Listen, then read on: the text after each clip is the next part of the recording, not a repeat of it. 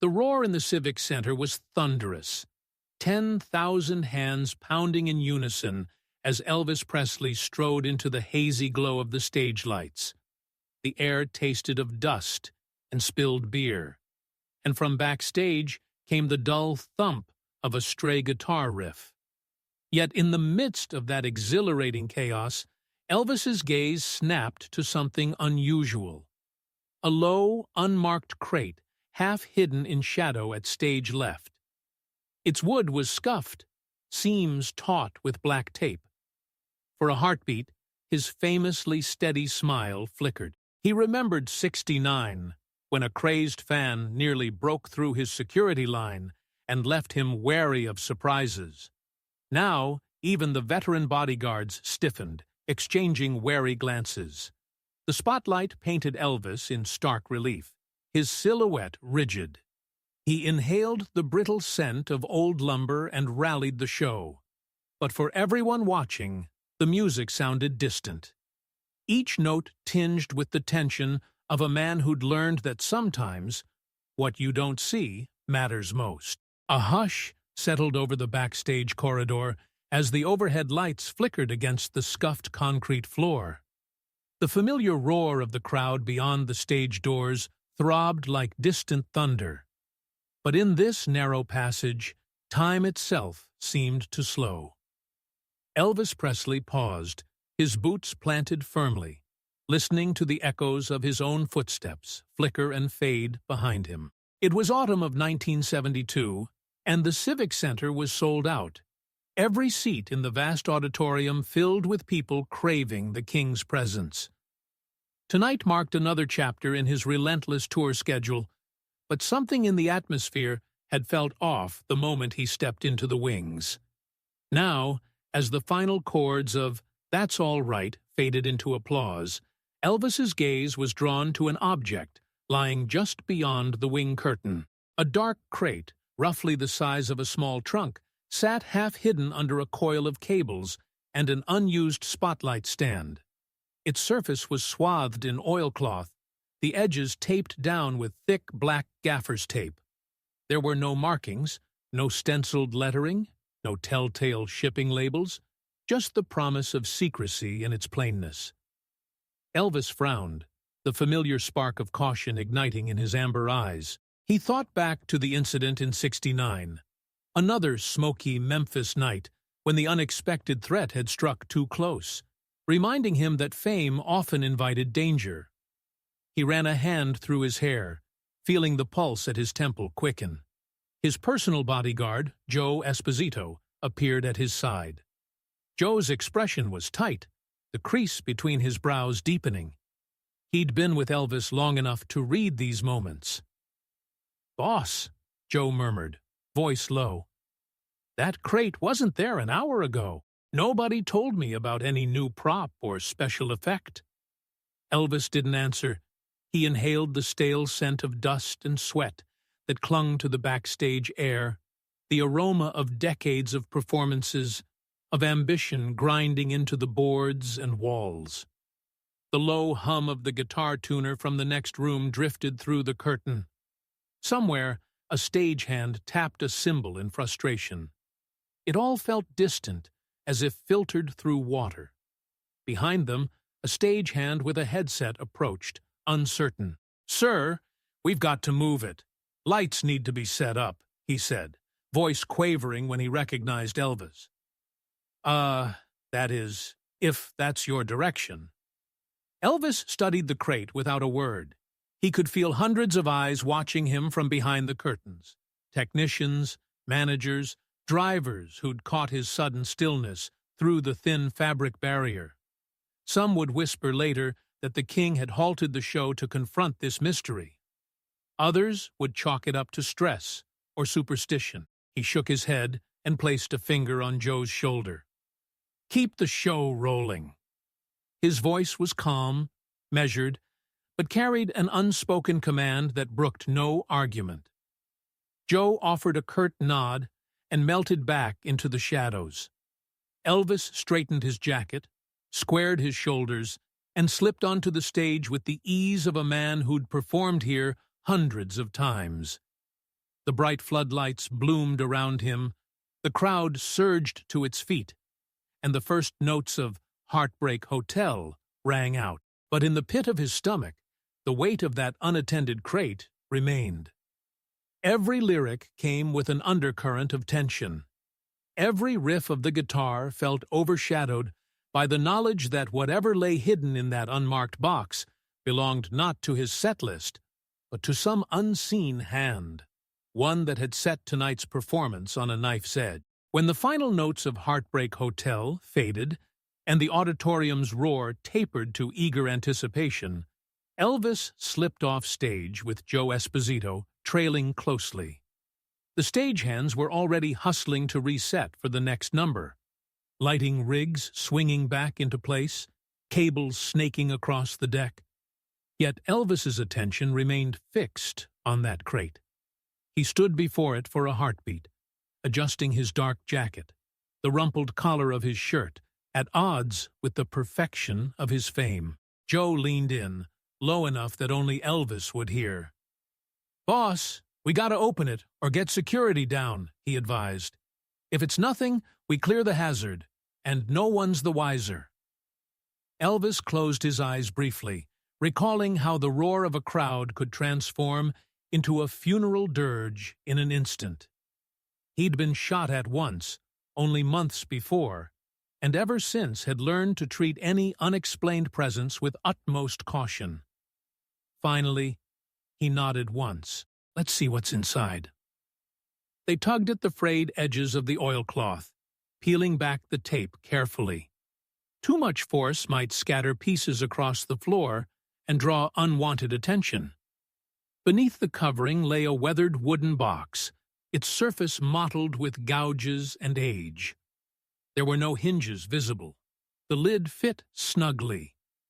Joe reached for a small screwdriver, pried at a corner, and gave Elvis a glance. "Elroy A. Presley," Elvis murmured, reading the initials carved with unsteady script on one side. Something about the name struck a familiar chord deep within him, a memory half glimpsed at the edge of his consciousness. He stepped closer, brushed away sawdust, and reached for the lid. A soft click, and the box creaked open. Inside, wrapped in faded cloth, lay a small reel-to-reel tape recorder, one of the old models he'd seen in military bases during his time in Germany. Next to it, a thick envelope sealed with red wax embossed with a lone star. Elvis's brow furrowed. He removed the envelope and slit it with a deft flick of his knife-edge thumbnail. The letter within was penned on yellowed stationery. In handwriting that trembled with age, it addressed Elvis Aaron Presley and spoke of duty and gratitude. The author identified himself as Sergeant Elroy A. Presley, a soldier who'd served alongside Elvis's late cousin during the war. He wrote of nights in distant foxholes, when music crackled from a battered radio like a lifeline, when Elvis's records spun on crude turntables, reminding men half a world from home that they belonged to something bigger than themselves. Elvis swallowed hard as he read passage after passage, words that drew a line between soldier and singer, between battlefield fear and stage-borne exhilaration. The letter closed with a request that this recording be played before his fellow veterans at a reunion, the night before he was killed in action. He urged Elvis to hear their voices, to feel their pain and triumph, and to remember that every beat he ignited carried the echoes of those who had given their all. He handed the note to Joe, voice hushed. "Get this to Security HQ. Ensure this tape goes into the hands of our sound engineer, quietly." Joe nodded, concern etched across his face. "And the show, boss?" Elvis exhaled, bent to lift the tape recorder with its reels of dusty magnetic tape. He placed it in his jacket pocket. "The show goes on," he said, steeling himself, "but not the same show." By the time he returned on stage for the next number, the audience had settled into a restless hush.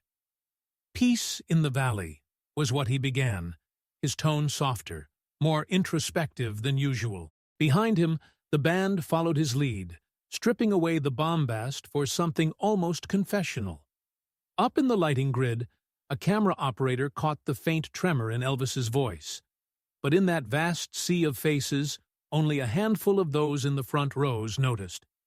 Backstage, Joe handed the opened cassette and the soldier's letter to the head of security, Captain Franklin. "This is not a prop," he warned. "This is real, and it needs to be heard." Captain Franklin's eyes widened as he read the final lines. He clicked his tongue and barked orders into his headset. "Engineer Thompson, get your men to the control booth." All the while, Elvis sang. Each lyric carried the weight of dusty foxholes and brotherhood forged under fire. The Civic Center's roof felt too high, too cold. Yet, within his chest, something ancient and bright burned anew.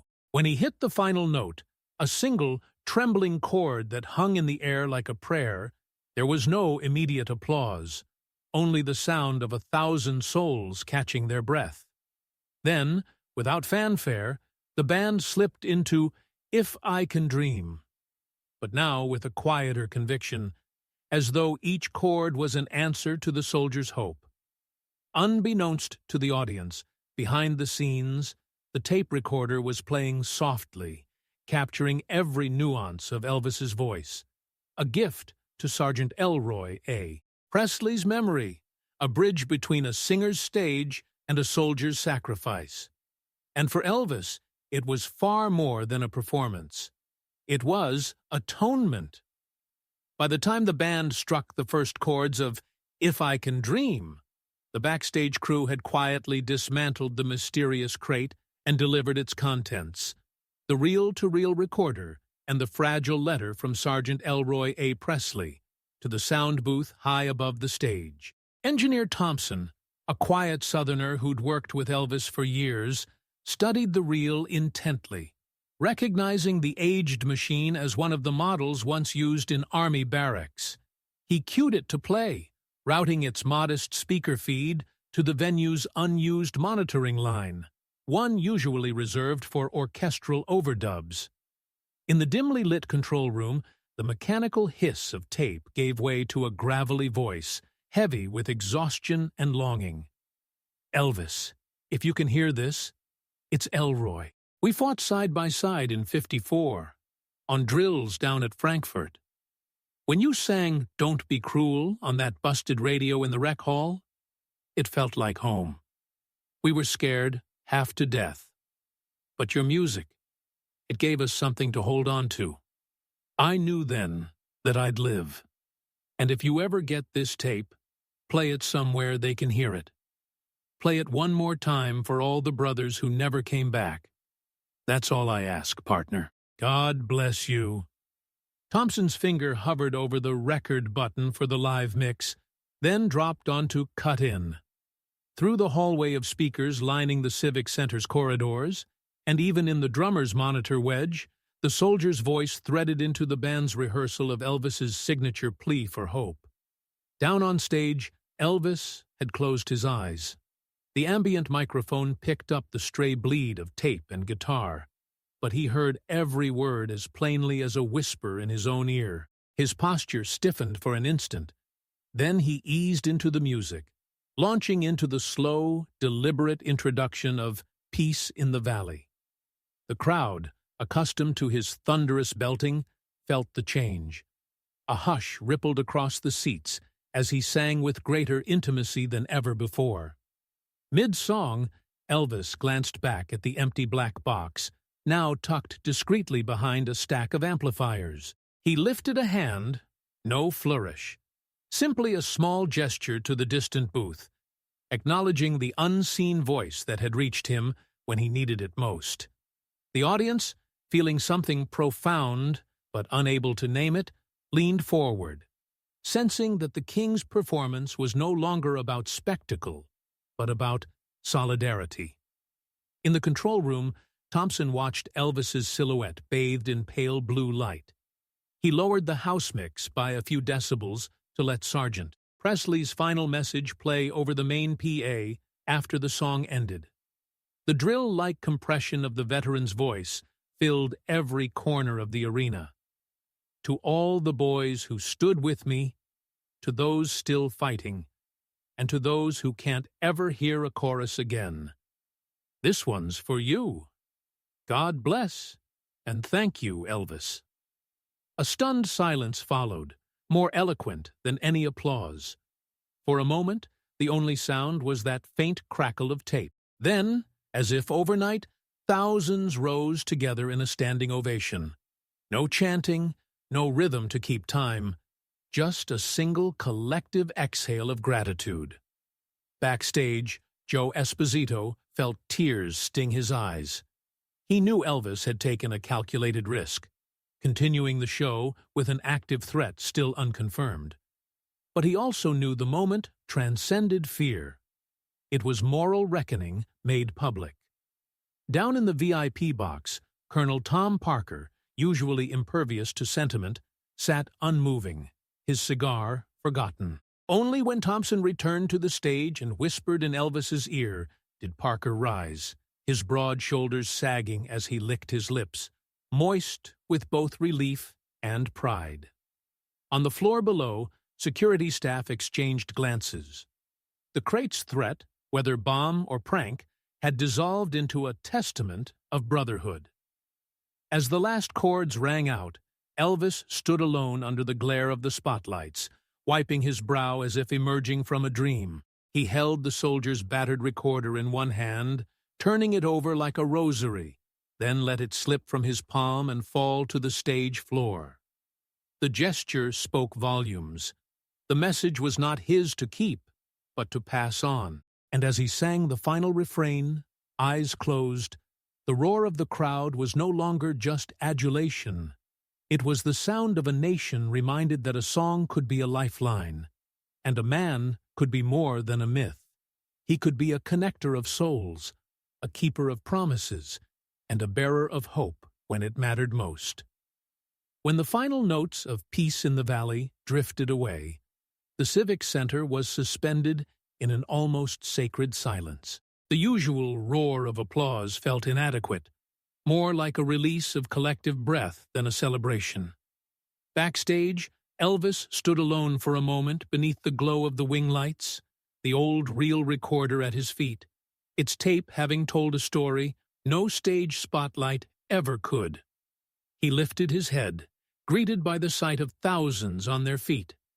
Faces uplifted, arms raised, some wept, others nodded, and many exchanged stunned glances, as if only just realizing the power of what they'd witnessed. The song's last chord still hummed in the air, but it was Sergeant, Presley's voice that lingered in the hearts of every man and woman present.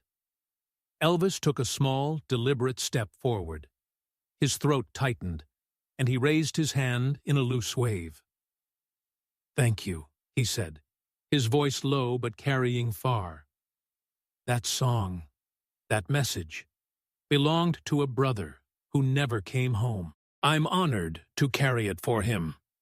He paused, eyes sweeping the audience as if searching for a single face among the sea of strangers.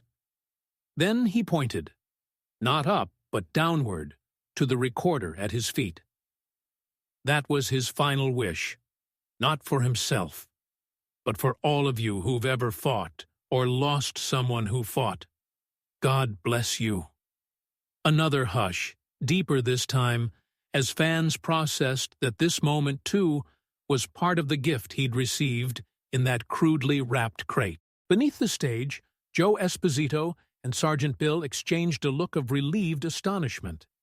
Even Colonel Parker, usually poised and unshakable, sat forward at the edge of his folding chair, cigar untouched, eyes glistening. Without another word, Elvis turned and headed off stage, his silhouette swallowed by the dim corridor.